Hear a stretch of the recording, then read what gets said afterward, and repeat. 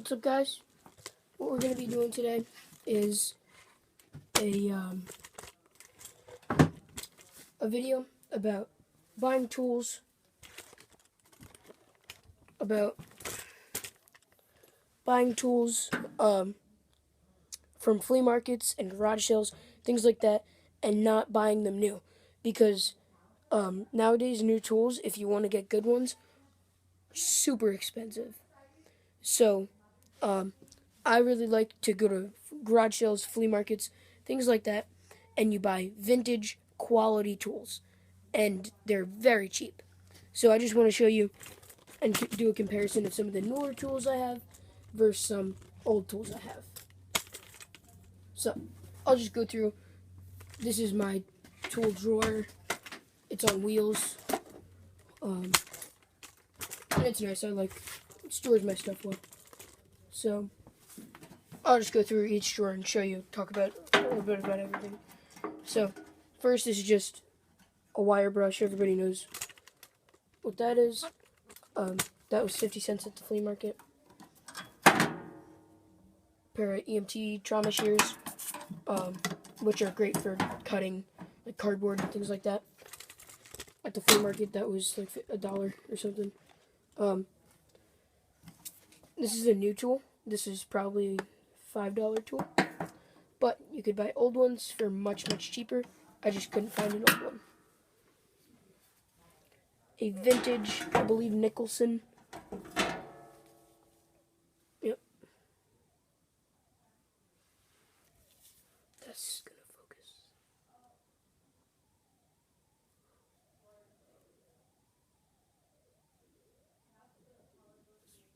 Alright, that might not focus. But it's a Nicholson, and it's a flat bastard file, and it is big. You can't even buy files that big and this nice in the store anymore. Like, that's my hand compared to it. The cutting edge itself is over a foot long, much over a foot long. Okay, and that's maybe a $3 file at the flea market. A draw knife like this. This is a 10-inch blade draw knife, so 10 inches from here to here. That was $10, so $1 an inch. So, and it's named vintage, good quality. Handles are still tight, okay? And you can't even buy a good draw knife anymore. Like, if you go to the flea market, if you go to the Home Depot or something like that, you can't buy a good draw knife because the use for them is just nobody uses them anymore. And if you wanted to buy a good one nowadays, you would have to buy it from a blacksmith, and that would be a ton of money. Like, so much money, like upwards of $60. So now my files and stuff. So let's first look at this file, and then I also have a wood file from like the same, that looks basically the same as this. Okay, this is a $3 file in basically a dollar store. Okay, it's a horrible file. Like, it's gonna dull. It leaves rough edges. It's just not a good file. This handle is gonna break off. Okay, but it was cheap, and you pay what you get for. No, you get what you pay for. I'm sorry. Okay, or you can compare that to this vintage Simmons made in the USA mill bastard file. Okay, size comparison and the quality comparison I can't even show you. Okay, because this was a $1 file on a free axe handle. Okay, and I just cut maybe a 3-inch piece of the axe handle off, drilled a hole in it, and then pounded it in, and that's a great way to put handles on your files. Okay, so a vintage one like this at the flea market. Okay, cheaper than this, because this is like $3, and that was like $1.50 or something. Okay, and like, I just don't understand, like, people buying crappy files and stuff. Like, I bought one just to see what it was worth. Even though I have much better files, I just wanted to see, like, if it's worth anything, and it's really not. you know what? This is scrap metal from China, okay, made in China, and what they do basically is they take the blemishes, and the pits out of their steel, they melt it down and they send it to America, or that's what I've heard. That might be not factual, but it's that type of quality. Like it's that bad. Or you can, and then these for a set of 3. So like the triangle, the flat, and then a round file, which is right here. Okay, for the set of 3, that's $15 for these 3 files, and these are better. So like these will last you a little while. Okay, or you could spend $1.50 and get this amazing file. Spend 50 cents on this amazing file, and I haven't bought a vintage round file yet, but you get another 50 cents, and then you have like $5 for an amazing, and also for an amazing file set. And also the size of them, like that's a big rasp. This is a Farrier's rasp, I believe. Okay, so let's move on to the next drawer. Okay, this is a big jumble of stuff. Like, I had my file drawer, my big stuff drawer. Like, this is up top. Right here. This is where I keep stuff that I use commonly, or just stuff that won't fit in any other drawer. But this has a bunch of new stuff in it. And, I mean, there's some things that you just can't buy old. Like, you can buy one of these old, but I just haven't found one. So I paid for one. For a hammer and stuff, this is still a quality piece. It's not as quality as the vintage ones, but a crafting saw like this, 50 cents. It came all rusted, like you see how it is up there. It was covered with that all over the place.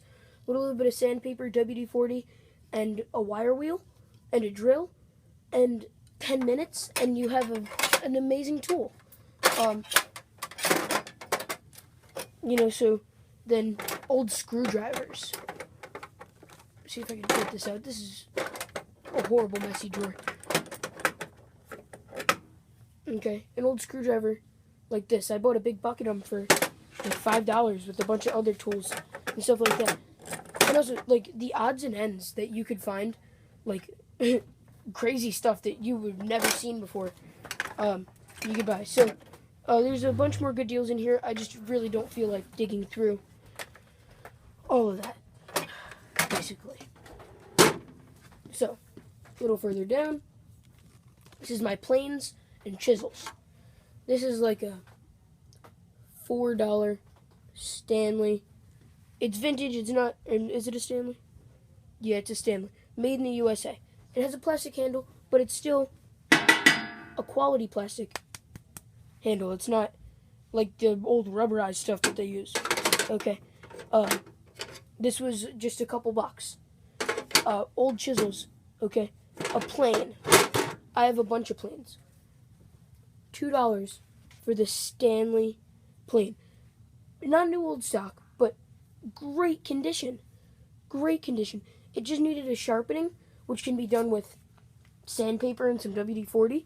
Okay, the blade needed to be sharpened, but then you have an amazing woodworking tool for so cheap. It's insane.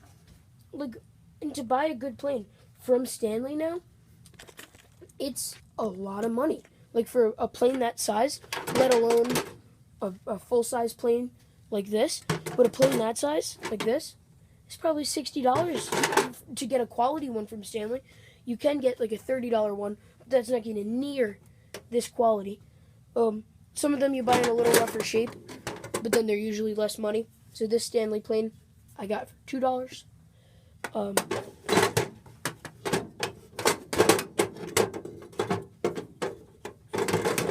I'm a fan of Stanley, especially the vintage ones.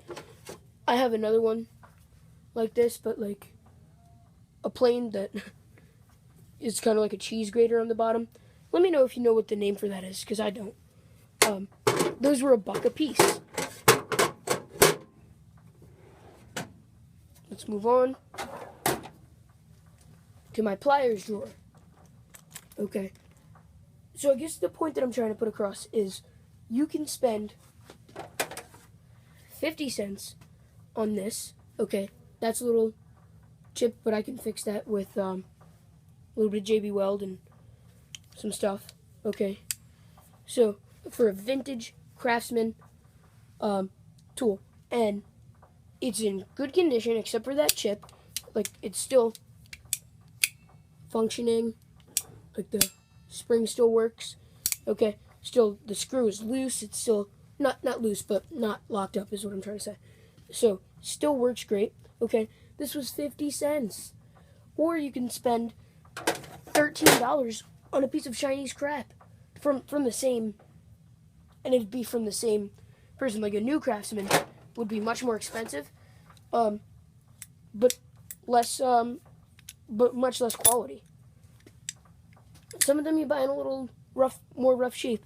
Okay, so this is a little rusty, but it's still a great piece, you know. That was 50 cents, that vice grips. Then this pair of pliers, okay? This is a nice pair of pliers I got for $1. And you can't buy pliers this nice. So I bought this at a dollar store for $1 or two. Okay? Or I got these vintage ones, not vintage, but old good quality ones for like 50 cents. Like less money. This is twice the price and half the quality. And you can buy anything. Welding stuff sometimes I see.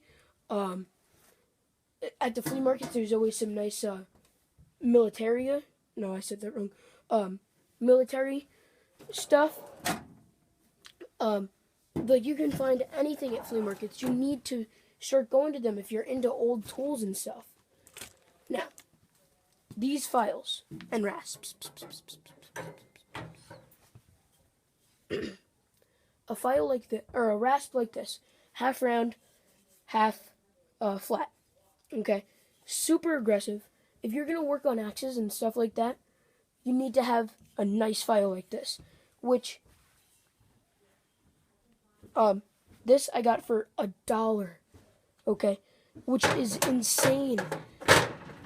You can't even buy files this big and this quality anymore unless you would buy them from some blacksmith, which, like I said, would be so much money.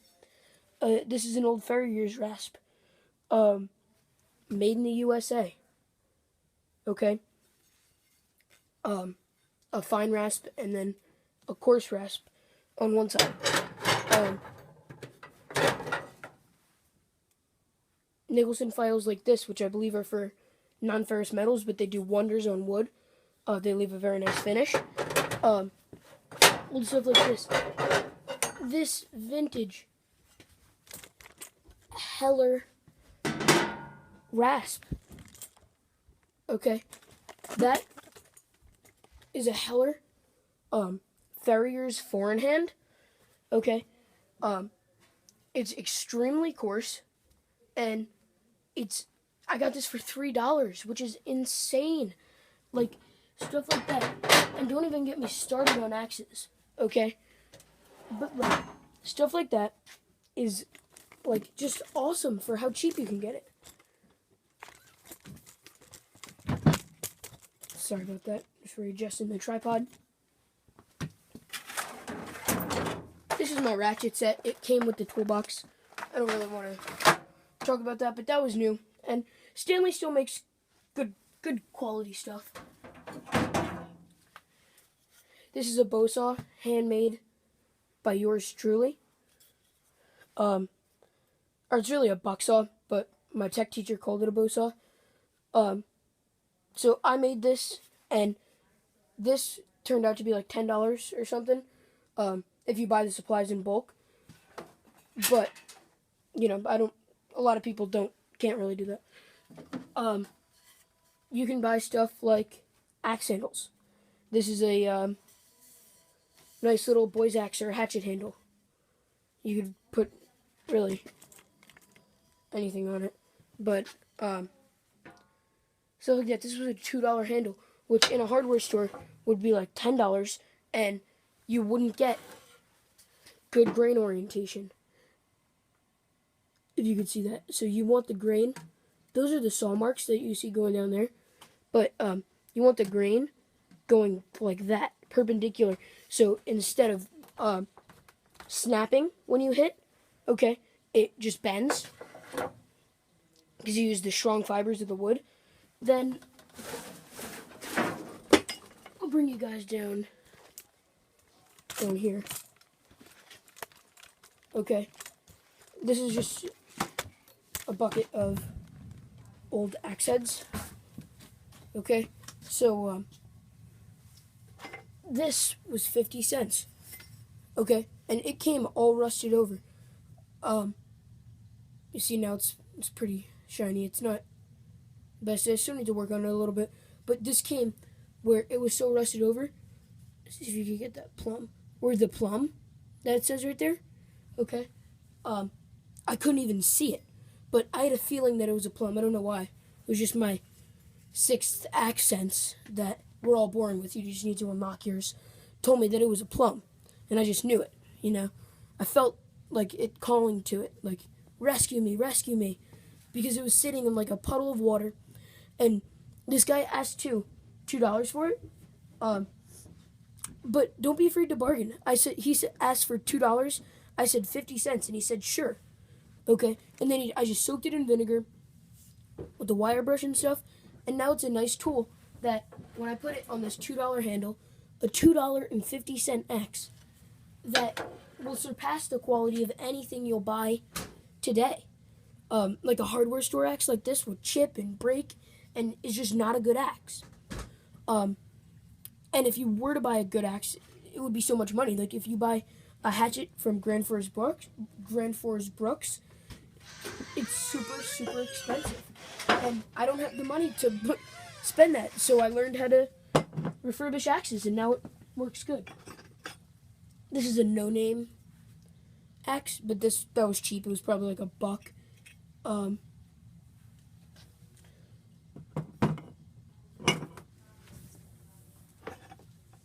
This is a Dunlap. You might be able to see that stamp. Right, but it's a Dunlap, made in the USA hatchet. Okay, and this really just needs some steel wool and stuff like that, and a new handle, and then you have again a perfect new tool that you couldn't buy anywhere else. Like people that are buying new axes, which I get, like a Grand Forest Brooks. I'm not hating on Grand Forest Brooks. Okay, they make beautiful axes and great quality. Okay, like if you have the money and you're willing to spend it on an axe, Grand Forest Brooks makes an amazing axe. But you can get just as good quality for so much less money. Like once you buy the tools and everything, then the money is like nothing. Like I said, a $2.50 hatchet that will last you a lifetime. This is a old German military axe. Okay, but this was in Sportsman's Guide for like $11, so I like that. But you know, Sportsman's Guide is a good place to get stuff too. Then this beautiful Craftsman's double bit, vintage, 3.5 pound, I think. Maybe not. Maybe it doesn't say. But it's a very nice, I believe Michigan pattern double bit. This was a little bit more money. I spent a little bit more money on this, but it was such a beautiful axe I couldn't pass it up. And that was rusted when I got it as well. But like this is a True Temper axe set, I believe. Let me check. Yeah, it's an old True Temper. Okay, but it's probably 3.5 pounds, maybe a little more. It's very heavy. Maybe a 4-pound head. Maybe not though. And it's a beautiful, needs a little work on the edge, has some chips, but for $3.50, which is what I paid for this, it's an amazing tool. So the next time you're about to buy a hatchet or something like that, or an axe that you need from the hardware store, or something like that, or a file, a plane, something like that you're about to buy from the hardware store, think twice and go to a local flea market or garage sale or something like that, and you can buy them dirt cheap and twice the quality easily. This is Jimmy on Suburban Survivalist. If you like more videos like this, tell me what videos you want. I'll make anything you like first aid videos or trauma videos, stuff like that. I could do more bushcraft, firecraft, whatever you guys want me to do. Just tell me what you want me to do, what you guys want to see, and I will certainly make that happen. Thanks for watching. Please like, comment, subscribe. Share this video. That makes a great help. Jimmy on Suburban Survivalist. Have a nice day.